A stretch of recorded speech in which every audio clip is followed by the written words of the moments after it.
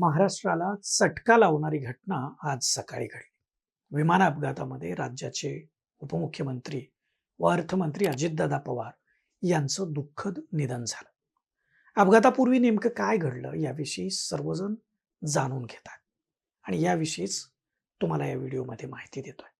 सकाळी 8:10 मुंबईमधून अजित पवार बसलेलं विमान बारामतीला येण्यासाठी उड्डाण झालं त्याचं आणि 8:43 ते बारामती विमानतळाच्या वरती लँडिंगसाठी पोहोचलं. परंतु धुक्यामुळं धावपट्टी दिसत नसल्यानं विमानानं लँडिंग टाळलं. याविषयी DGCAनं अधिकृत माहिती दिली आहे.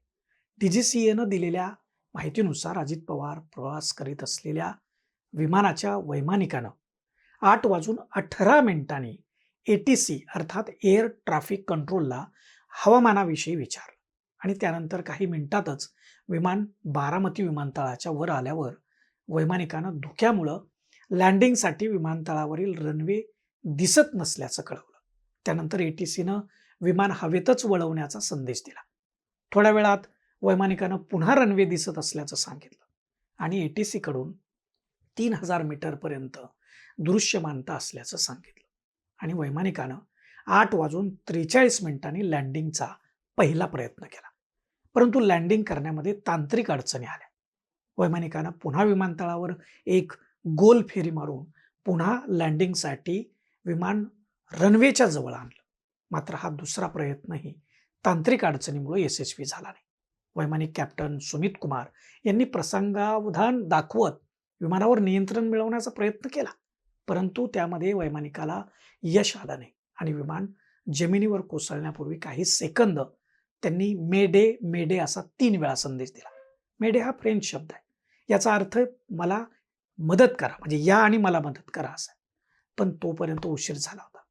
मेडे दिल्यानंतर काही क्षणातच होत्याचं नव्हतं झालं आणि 8:45 अजितदादा बसलेलं विमान रनवेच्या बाजूला असलेल्या शेतामध्ये कोसळलं. यामध्ये अजितदादांचा करुण अंत झाला. महाराष्ट्राला चटका लावणारी अजितदादांच्या विमान अपघाताची बातमी वाऱ्याच्या वेगासारखी पसरली, परंतु यावर विश्वासच बसत नव्हता. अजितदादा त्यात नसतील अशी बातमी येईल अशी आशा सर्वांना होती, परंतु हे वास्तव दुःखद होतं. अजितदादांच्या निधनामुळं महाराष्ट्राचं कधीही भरून न येणारं नुकसान झालंय आणि अशाच भावना महाराष्ट्राच्या कानाकोपऱ्यातून व्यक्त होत आहेत. अजितदादांना फॉर द पीपल न्यूजच्या वतीनं भावपूर्ण श्रद्धांजली.